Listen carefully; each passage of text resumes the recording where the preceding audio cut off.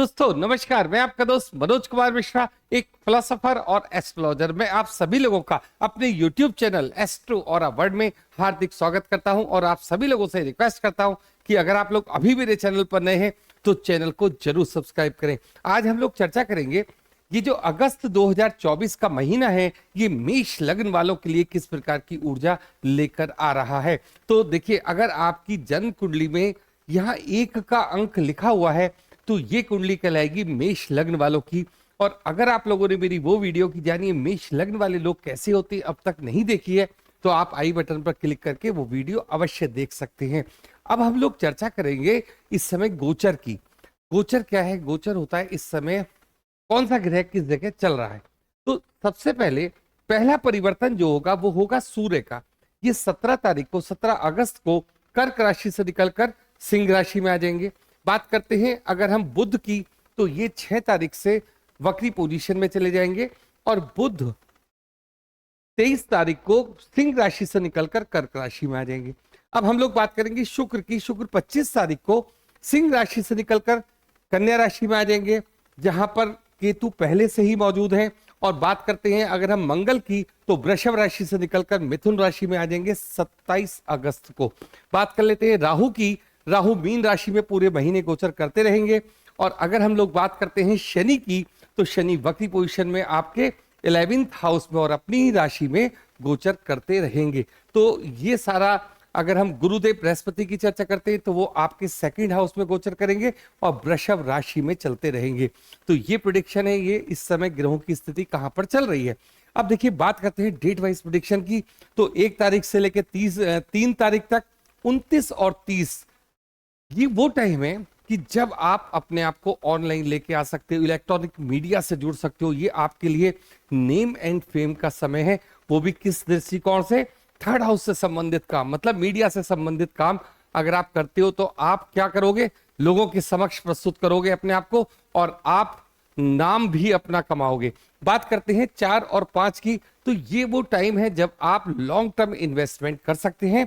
अगर हम लोग बात करेंगे 6 से लेके 8 तक की, 20, 21 और 31 ये लव एंड रोमांस के लिए समय है। वैसे भी शुक्र आपके 5th हाउस में इस समय गोचर कर रहे हैं। बात करते हैं आपसे 9, 10, 22 और 23 की ट्रबल्ड माइंड। ऐसे समय में कोई हमें बड़ा डिसीजन अपनी लाइफ में नहीं लेना होता है। बात करते हैं 11 से लेकर 13 तक, 24 और 25 की, ये अपने स्पाउस को समय देने का टाइम है। मतलब ये वो समय है जब आप अपने स्पाउस का ख्याल रखोगे, तो उनके साथ समय व्यतीत करोगे।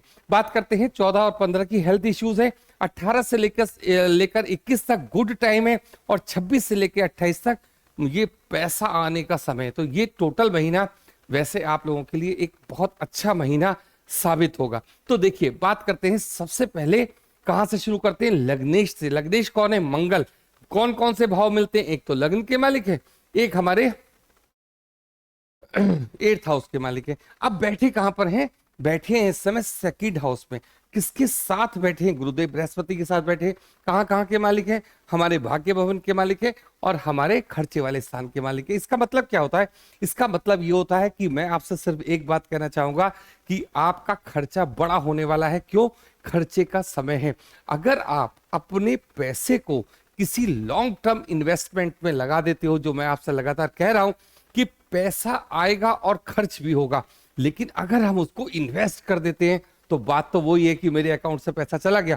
और अब हम अगर इस वक्त उसको इन्वेस्टमेंट में लगाते हैं तो वो फिर क्या होगा? बहुत ज्यादा बढ़ के हमें मिलता है। लॉन्ग टर्म शेयर में खरीद सकते हैं, कोई अगर भूमि आपको खरीदनी है तो वो भी आप खरीद सकते हो। तो ये सारी स्थिति बनी है लग्नेश की।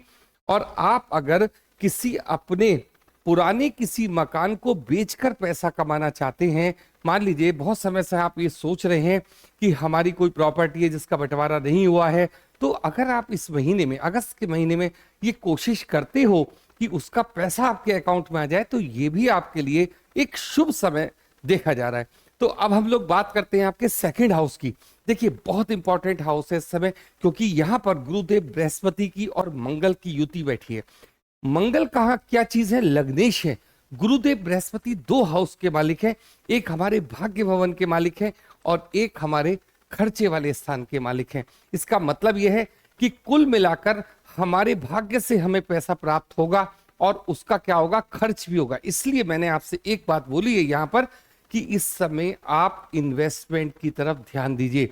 अगर जैसे अभी नई एज में जैसे लोग हैं तो वो अपना कोई सिप प्लान कर सकते हैं, एसआईपी कर सकते हैं, या फिर कोई लंबे समय के लिए शेयर खरीद सकते हैं। इस तरीके का उनका समय चल रहा है, पहली बात।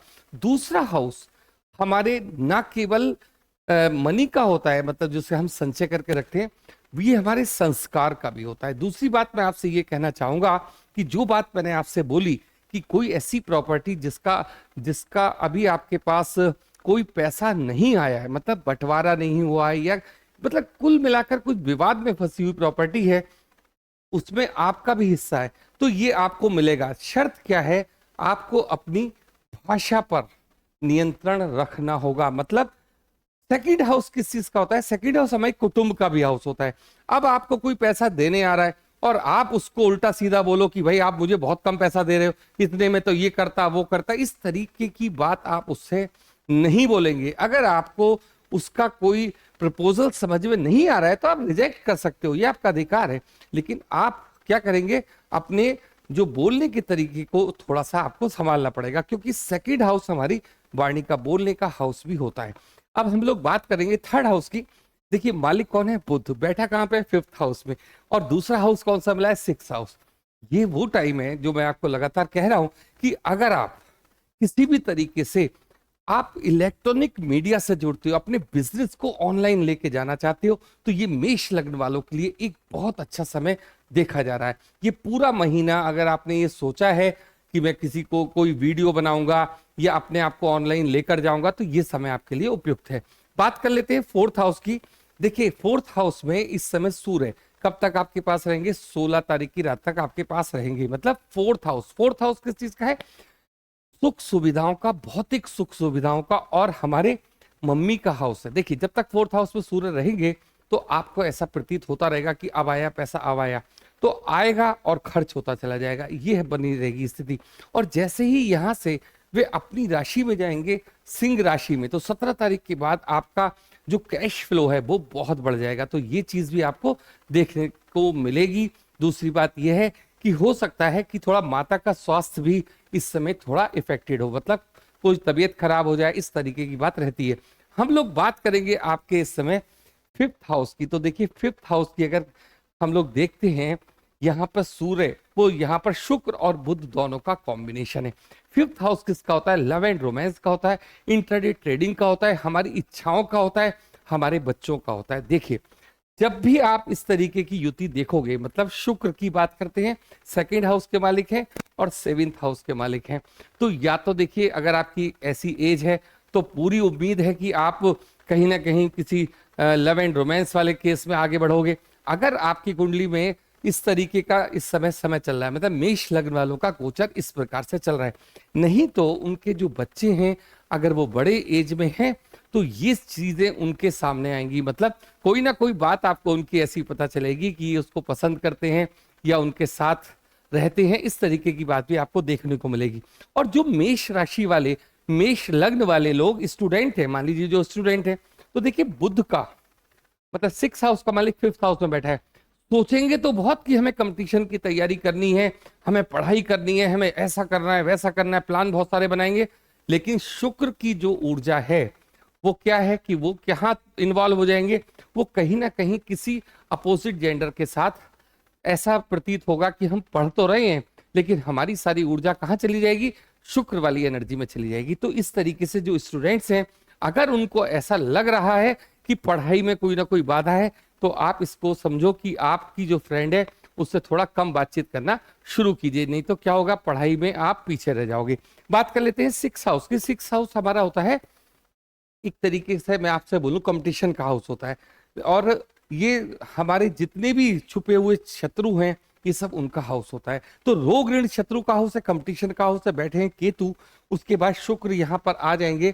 कहने का सिर्फ एक मतलब ये है कि अगर आपने फोकस किया अपनी पढ़ाई के ऊपर, जो लोग सफलता प्राप्त नहीं कर रहे हैं अभी कंपटीशन में, तो आप ये समझ लीजिए कि आप इस महीने कम से कम सफलता प्राप्त नहीं कर पाओगे। क्यों नहीं कर पाओगे, क्योंकि आपका सारा का सारा ध्यान दूसरी जगह भटक चुका है।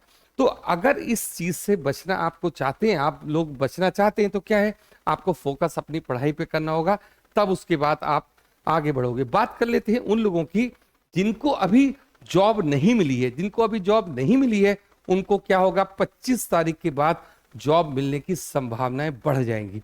अब हम लोग बात करते हैं आपके 7th हाउस की। मालिक कौन है? शुक्र। बैठा कहां पर है? 5th हाउस में बैठा है। तो देखिए, जिन लोगों की अभी मैरिज नहीं हुई है, सबसे पहले मैं उनकी चर्चा करूंगा। जिन लोगों की अभी मैरिज नहीं हुई है, तो आप ये मान के चलें कि आपकी जिनके साथ बातचीत हो रही है, मतलब जिसके साथ आप प्रेम संबंध में हो, तो आप अपना ये प्रपोजल अपने घर वालों के सामने रखिए, मंजूर हो जाएगा। क्यों? क्योंकि 7th हाउस का मालिक 5th हाउस से अपना संबंध बनाता है। तो इस तरीके से ये जो चीज आप सोच रहे हो, पता नहीं घर वाले मानेंगे या नहीं मानेंगे, तो ये एक अच्छा समय है, आप अपनी बात रख सकते हो। कब से? 25 तारीख से पहले पहले। अब हम लोग बात करते हैं आपके 8th हाउस की। 8th हाउस का मालिक 2nd हाउस में बैठा है। तो आपको आपकी जो प्रॉपर्टी है उससे पैसा मिलेगा। अगर आप किसी रिसर्च की फील्ड में, उससे पैसा मिलेगा। ऑकल्ट साइंस में हो, वहां भी पैसा मिलेगा। तो इस तरीके की चीजें, मंगल की सीधी दृष्टि कहां पड़ रही है? अपने ही हाउस पर पड़ रही है। ये एक अच्छी बात भी है। बात करते हैं आपके 9th हाउस की। मालिक कौन है? गुरुदेव बृहस्पति। बैठे कहां पर है? 2nd हाउस में बैठे। खर्चे किस में कराएंगे? अच्छी चीजों में खर्च कराएंगे। खर्चे बड़े होंगे। हो सकता है कि आप जिस तरीके के खर्चों को करना नहीं चाह रहे, किस चीज के ऊपर खर्च करेंगे? आप करेंगे अपनी शान शौकत को बढ़ाने के लिए पैसा खर्च, कोई गाड़ी खरीदने के लिए पैसा खर्च। इस तरीके के आपके खर्चे इस वक्त देखे जा रहे हैं। बात करते हैं आपके 10th हाउस की। मालिक कौन है? शनि। बैठे कहां पर है? 11th हाउस में बैठे हैं। और देखिए, आपने देखा होगा कि इस समय वक्री पोजीशन में चल रहे हैं। तो आपको केवल एक मेरा सजेशन है, जितना भी आप वर्क कर सकते हो इस समय करो। और जो गलतियां आपसे पिछले समय में हो गई है, जो टारगेट आप अचीव नहीं कर पाए हो, थोड़ी देर रुको, अपनी तरफ सोचो और काम करो। और शनि यहाँ पर 11th हाउस की चर्चा करते हैं। तो 11th हाउस में शनि अपने दोस्तों से भी पैसा आपको बना कर देते हैं। नेटवर्क मार्केटिंग से अगर आप जुड़े हुए हो, या किसी ऐसी फील्ड में हो जहां पर आपके दोस्तों की भी भूमिका आपके जीवन में है, आपके बिजनेस में है, तो वे बहुत अच्छी तरक्की करने का समय इस समय चल रहा है। बात करते हैं आपके 12th हाउस की। बैठे हैं राहु।